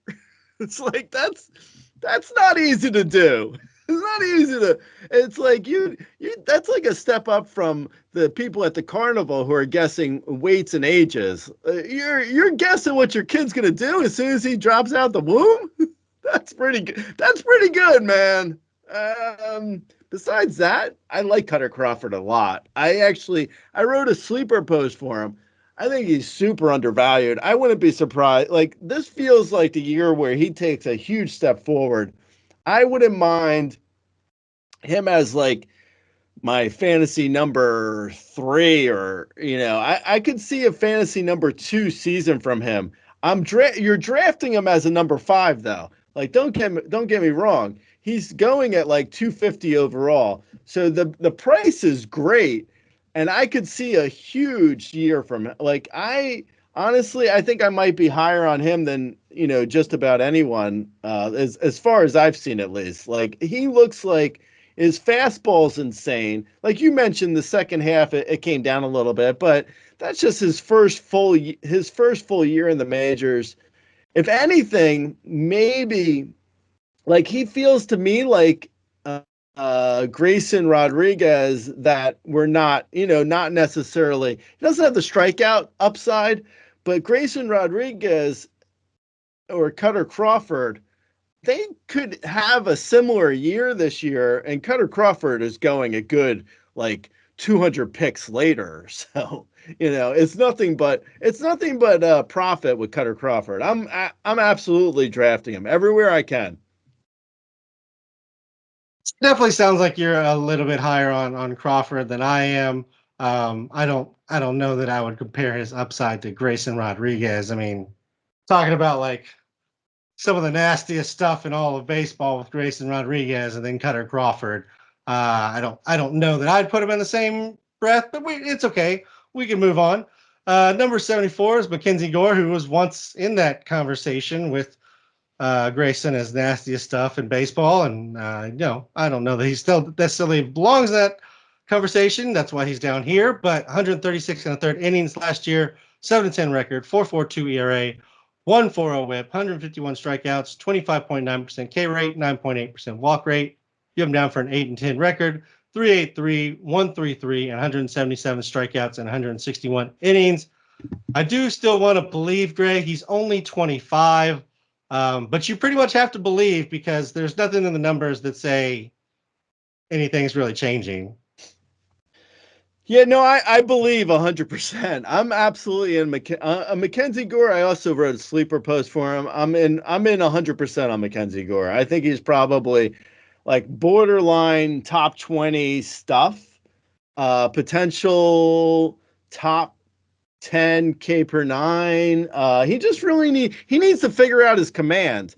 And that might be why he's going so much later in drafts, which is, like if he can figure it out, it's I think I believe it. Like I really see it still there. I think if he has, if he can figure out his command, this year he could be a top 30 starter. I think he has like his fastball is so good. He has 4 pitches. His sliders even, his sliders getting better. I like Mackenzie Gore a lot. I actually feel like Mackenzie Gore, Kutter, Crawford, like these guys. I don't know if we mentioned this is a new tier, but like these guys are like my last starter. So I was talking earlier about how like I like to have safe starters in the middle of my pitching staff, in the middle of my fantasy pitching staff. My last starter is usually an upside guy, and Mackenzie Gore is like one of my favorite upside plays right now. I think not only was he was 18th in the league with K per nine last year in 136 in the third innings. If he can get to 160 innings, which shouldn't be that big of a jump, 160 innings, and if he can keep his strikeouts, yeah, I mean, you're talking about a guy who's got like, he could be close to 185 strikeouts total potentially in like, getting drafted at like 300 overall in drafts. Yeah, I'm absolutely in on him. Yeah, I definitely don't mind a flyer here on Mackenzie Gore. Um, like I said, it's definitely a bet on kind of the raw stuff, the talent, and him figuring it out because it's been kind of a progression, but pretty similar numbers to what we saw in 2022. I do think there's probably I think the comparison I would use for Gore is maybe he can take like a Mitch Keller type of jump this year where he goes from like the 4.4 to like a 4 or a low 4s ERA with the strikeouts and kind of coming around and just gives I us would like take it. Yeah, that's a gives good us some comp, and I would absolutely upside. take it too. I'm sorry, I was just saying that's a good comp, and I would take that for sure. Yeah. Yeah, absolutely. Moving on, Shota Imanaga has a sub 3 ERA since 2019. As K per nine has bumped up over the last couple of years to 10.6 and higher. You are projected for 10-8 record, 3.91 ERA, 117 whip, 164 strikeouts, and 152 innings. He has a fastball, a slider, and a split. May also occasionally throw a cutter and a curve. If you noticed, I ran through that name as fast as I possibly could. I don't know if I got it right or wrong, but I'm just going to say it as fast as I can every time he comes up. Shota Amanega. Shota Amanega. I like him. I think like if you're looking at just a straight comp between Yamamoto and Shota, I would look at like homers allowed, and Yamamoto had 2 homers allowed all year last year, and Shota gave up 18. So if you're looking at like in Wrigley, that could potentially be, really damaging. I like him as a flyer though. Like I don't mind seeing what you get in Shota. I think potentially he could have he should have good Ks, right? Like he's always shown like really good Ks. Like you mentioned his pitches earlier. He works off of like I even saw him. I think it was like a 97 mile per hour fastball in spring training take that for what it's worth, but it's usually sitting at like 94, 95. So yeah, I mean, I think he's, I think he's probably a number 5 starter, fantasy starter, that is.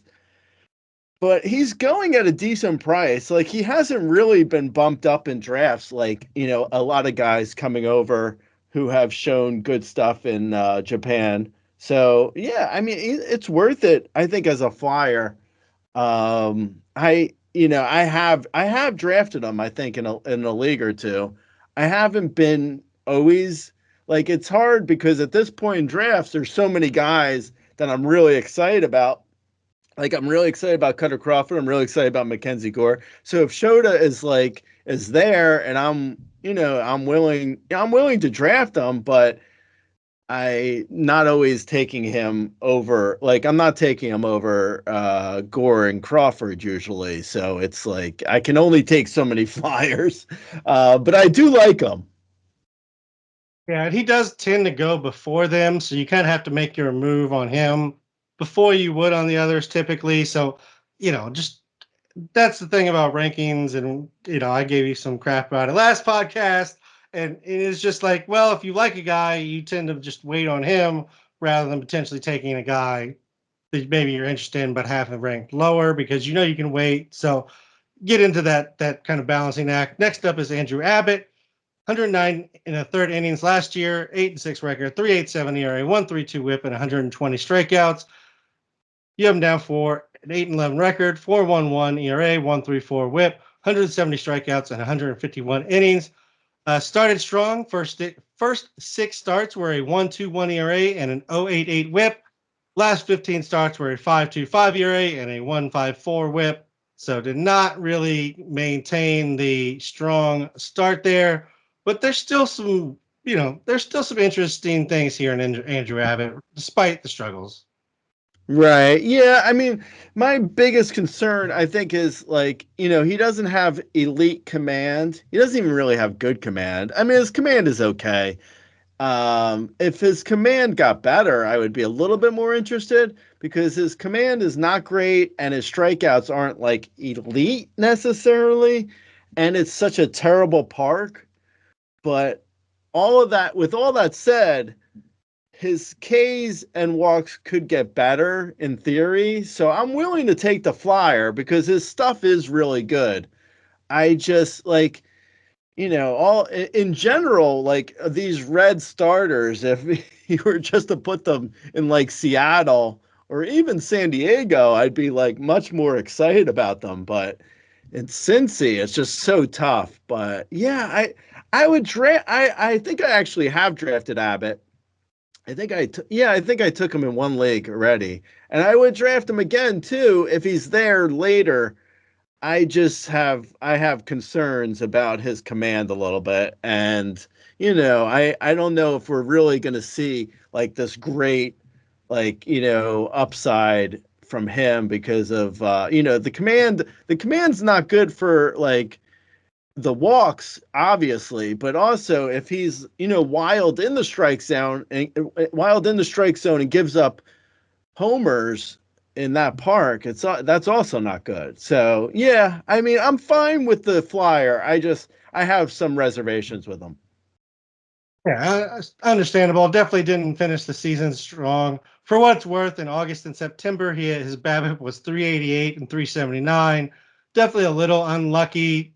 Again, when you're giving up hard hits, there's some level of how unlucky were you versus how much were you just not good. But I do like Andrew Abbott. The stuff is nice. He's always struck out a good amount through the minors. So hopefully he can figure out the command part of it. Next up is Reed Detmers. Last year, he had 148 2/3 innings, 4-10 record, 4.48 ERA, 1.35 WHIP, 168 strikeouts, 26% K rate, 9.3% walk rate. You have him down for a 9-11 record, 4.23 ERA, 1.28 WHIP, 164 strikeouts, and 152 innings. Maybe a little unlucky last year, maybe a little lucky in 2022. So probably settles somewhere in the middle, which is about where you have Reed Detmers projected. Yeah, no, you know what? I love Reed Detmers in, let's see, 2021. I loved him in 2022. I loved him in 2023, of course. And so far he's been kind of not so good. He had moments last year. I'll give him that. He definitely his his strikeouts went way up last year, and somewhere in his profile, he did supposedly have good command. He hasn't necessarily shown that in the majors, so yeah, I don't know. I don't know.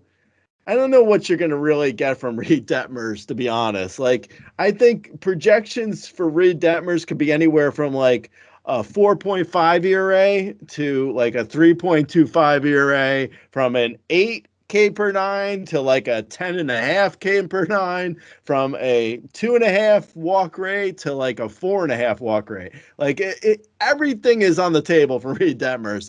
There's no way to telling what you're going to get, but with all that said, if he's going late enough, it's worth the flyer.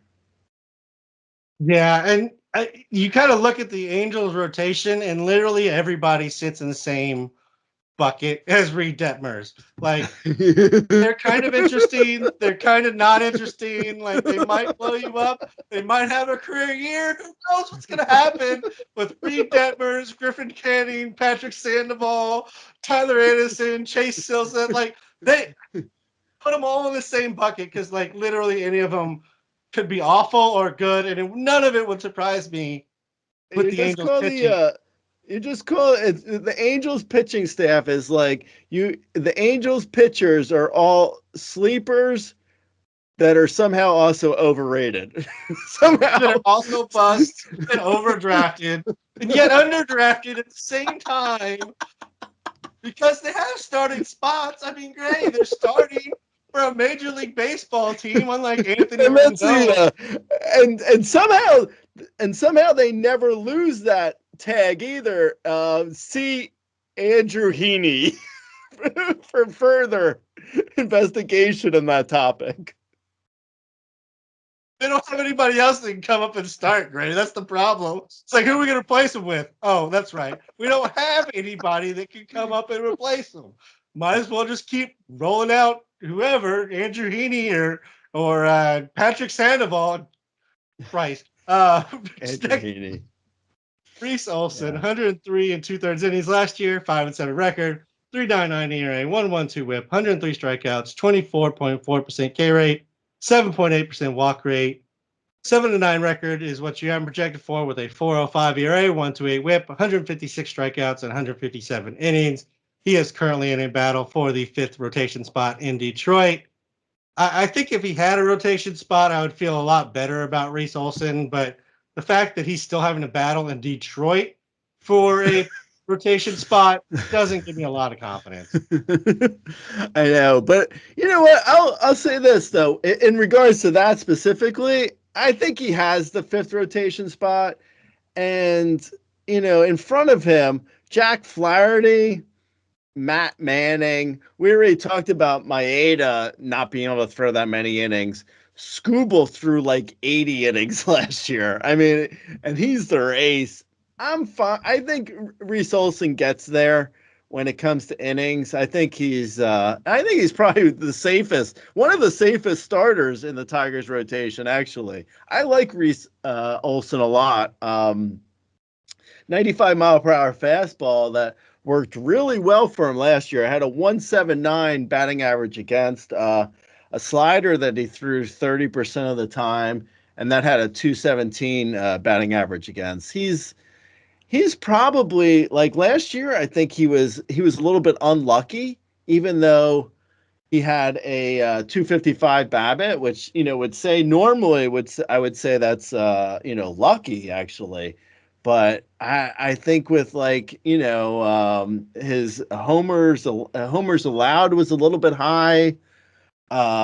His left on base was a little bit low. I don't know. I like Reese Olson a lot. I could see him being a breakout potentially. I've drafted him in a few leagues already, and yeah, I'm in. I definitely don't mind Reese Olson. It's literally just like if you're in a shallower league and you're taking a flyer at the back end, like I tend to take flyers on guys who have roster spots, but Reese Olson you take, and if he doesn't have one, that at least gives you an easy cut, and then you can just mark him and keep him for when he does get called back up. But yeah, I mean, I would assume he has a rotation spot. And as you mentioned, there's not a picture of longevity in front of him. Next up is Brian Bayo. He had 157 innings last year, 12-11 record, 4.24 ERA, 1.34 WHIP, 132 strikeouts, which is a 19.8% K rate and a 6.7% walk rate. You have him down for an 8-11 record, 4.19 ERA, 1.32 WHIP, 145 strikeouts, 160 innings. He's another first half to second half. He had a 3.04 ERA in the first half. Second half, a 5.49 ERA, more than doubled his home run per nine and his home run per fly ball in the second half. Did lose some velocity there. Didn't throw as many sliders second half, so I wonder if there was a little bit of arm pain or arm fatigue troubling Bayo in his first full season. Yeah, I mean, maybe. I actually Bayo again. This whole tier kind of. I love Bayo. I think he's another guy who could be a potential ace down the road. He could move out of this tier, like something that we haven't that I didn't mention already that I could. Last year, this tier had Tyler Glasnow, Justin Steele, Bailey Ober, Tristan McKenzie, and then there was Reed Detmers, who's in this tier every year. Because he always got potential, but he ain't ever gonna ever reach that potential. Yeah, Bayo is a guy who I honestly like. If I had to say one guy who could take that Justin Steele type leap from this tier, I think Bayo could be that guy. I should have wrote a sleeper post probably about Bayo too. I'm a big fan. He looks like he looks like a guy who could be an ace. And I'll say this, this is also the back end of a fantasy, like a 12-team mixed league fantasy staff. This tier is, and with that, like you take Bayo as a flyer, and if he doesn't work out by like mid-April, you can move on in a 12-team mixed league. Like this, like these guys in this tier have all like big time upside and potential, but if they don't work out, you just move on. So I like them though. I think Bayo is probably one of the few guys in this tier who feels like a safe bet for like 160 plus innings, which is also really hard to find later in drafts. Yeah, I will say, like, once you get past, like 250, that is part of the problem with drafting pitching is like there's a bunch of these guys, and you can kind of fit your narrative or fit your, whatever to almost any of them and see them producing. Or there's like the boring guys who give you value, and you're like, why are they even on the board still? Because we know they're going to give us more value than what we're drafting them at. And it's just a hard balancing act of like, okay, do I go like with the Brian Bayo or do I, Eovaldi's still sitting around because nobody wants his boring ass. Like, do I go that direction? And you just kind of get stuck in this, this limbo of 250 to 350 where you can kind of go in any number of directions. Next up is Brandon Pfaadt. Last year, he had 96 innings, 3-9 record, 5.72 ERA, 1.41 WHIP, 94 Ks, 22.3% K rate, 6.2% walk rate, 8-7 record is what you project for. 4.10, 1.27, 147 strikeouts, and 142 innings. He was back and forth between the majors and minors a few times. 4.22 ERA upon his last recall in July, over 70 and a third innings. So we started to see the potential upside. He's another guy who has really good stuff, and if you can just kind of get it under control and figure out the right pitch mix, there could be an upside here.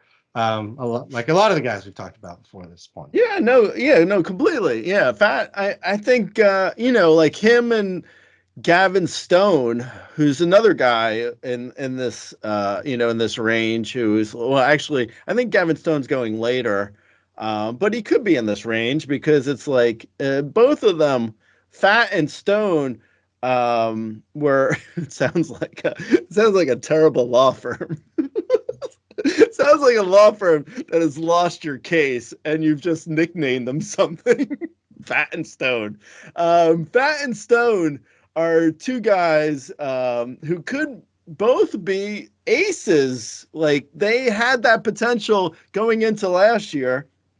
Clearly, it did not work out for either of them.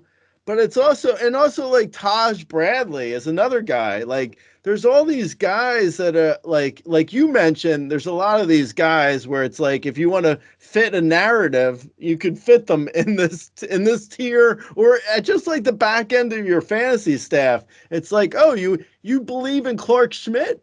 Then draft Clark Schmidt, man. I don't, it's like Brandon Pfaadt, Gavin Stone. Yeah, who? I said Yankee homer it up. Yeah, Yankee homer it. Yeah, Kyle Harrison, Brandon Pfaadt, Gavin Stone, Clark Schmidt, Taj Bradley. Like you could find a narrative for any of these guys. Edward Cabrera. Even though I think he has a shoulder impingement, which isn't great. But yeah, I mean, Logan Allen, Josiah Gray, DL Hall, Louis Verland. I mean, there's so many starters who could potentially have upside that I think like Louis Verland, for instance, let's just say with him, like we could get to the middle of April. DeSclafani could be injured, or someone in the Twins rotation could be injured. Verland could have a rotation spot, throw a good start, and be like the number one ad in like all leagues, and not even get drafted in the top 300 in drafts. Like that's why, like when we say earlier in 6 hours ago in podcast time, but there's so many starters to draft. Like you can go back to the first starters podcast and listen to it again. I'm just imagining the crazy person who's doing that, and they're very crazy. But if you were to go back to the first starter podcast and listen to all our talk about starters again, you'll hear us talk about how there's so many starters. And that's what I mean. Like, if you look at D.L. Hall right now, taking another guy, D.L. Hall, you look at him and you're like, okay, he's not getting drafted in the top 300. Whatever. But you can get to the middle of April and be like, wow, D.L. Hall's an ace? Where'd that come from? And suddenly D.L. Hall throws like, a good 2 or 3 months. And then when he gets bad in July, you drop him and you move on to someone else. And that goes for so many pitchers who we haven't even talked about yet. Like there's so many. Tyler Wells is a guy who I really like. He should be in the Orioles rotation for at least until Bradish is back. Who knows what happens? Like with the Jose Quintana, he's been great for like 5 or 6 years for ratios. I know he's not an exciting name, but if you're in a deeper league, Jose Quintana is Sean Manaea. Like, I'm not just mentioning Mets pitchers either. I mean, there's a lot of guys who could potentially have, a lot of value, who are just not being drafted in most 12-team mixed leagues. Like, in a 12-team mixed league, you're probably going to get like maybe 80 pitchers are going to go off the board. So that's why even we're stopping at we're stopping at Brandon Pfaadt. But I'm saying though, there's so many starters that we could still, that have potential for like the Streaminator, when you're streaming in the middle of the season and you're looking at a guy like John Gray and, he's not necessarily drafted in the top 300, but when you get to, May and you need a streamer and you're in a 12-team mixed league and John Gray has, thrown 2 good starts back to back and he's going against like the White Sox in his next start, and you're like, yeah, I'm going to pick up John Gray. Like, that's why I'm saying there's so many starters here, guys. There's so many. I mean, keep digging through the Angels and get to Chase Silseth, and like him real late. Just keep digging through Angel starters. That's always a fun. Paul Scanes, we haven't even talked about him as a potential draft and hold him. It doesn't look like he's going to start the year. Ranger Suarez is, he's had different levels of helium through his career. Steven Matz, always solid. I'm really kind of like interested in is Reynaldo Lopez on the Braves. Like, they seem like they want to give him a starter job. He's had really good years. Sorry, I didn't mean to interrupt. Go ahead. You were saying. That's okay, Gray. I'm used to it by now. Luis Severino, another drive line guy. He added velocity. He was tipping pitches. He said he was, his mechanics are wrong. I mean, Severino, we've seen what he looks like when it's all working right. I don't know if that's necessarily there, but he's got to be better than he was last year. Kershaw, you're looking at draft and stash, but that's even a longer wait. He's looking like a July, August. He's just going to Roger Clemens his way through the rest of his career where he shows up for the playoffs. Sean Manaea always has that like, oh, it could finally happen, Gray. Bryce Elder is supposedly going to get a starting job in Atlanta, and we know that's a nice team for wins. I joked about Lance Lynn, but like Lance Lynn came back and gave you an old Lance Lynn season, would we really be that shocked? Probably not. We just won't have it on our teams, Gray.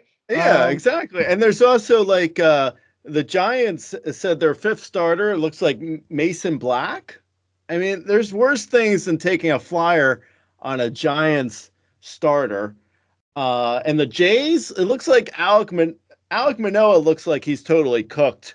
So Bowden Francis has looked really good in the spring. I will probably, our next podcast will probably be, finally we'll be talking about spring training as it winds down. But yeah, I mean, there's a lot there. JP Sears on Oakland. Oh, Joe Boyle on Oakland. Like you could see matchups appeal with so many of these guys that I'm sure we're going to be talking about during the season. Yeah. Michael Kopech, Aaron Ashby, Gavin Stone, who we mentioned earlier, Emmett Sheehan, another former top prospect. Like all these guys, they could pop up and they could be, huge fab claims here at the beginning of the season. But you can't draft all these guys. Like we said, you kind of have to find the guys that you believe in, listen to what we said, and kind of just read in between, whether you believe in what Gray said, whether you believe in what I said. Gray was the number one ranker of Fantasy Pros last year. That's true. That is true. I suppose maybe there's something in there, but that was last year. Moving forward, Gray. We're moving forward. All right, great. We're gonna get out of here. We're not going 3 hours again. That's we decided that before we even started this. We didn't have a 45-minute junk off the top. That helped a lot. So we're gonna get out of here. If you have comments, questions, find us on Twitter. I'm at RazBeaton. Gray is at Razzball. Find us on youtube.com/Razzball Fantasy. Comment on Razzball.com. Rate, review, all that always helps. Until next time, we'll be back to actually talk like happenings rather than just rankings, Gray. Talk to you later. Good luck in town. All right, Lates.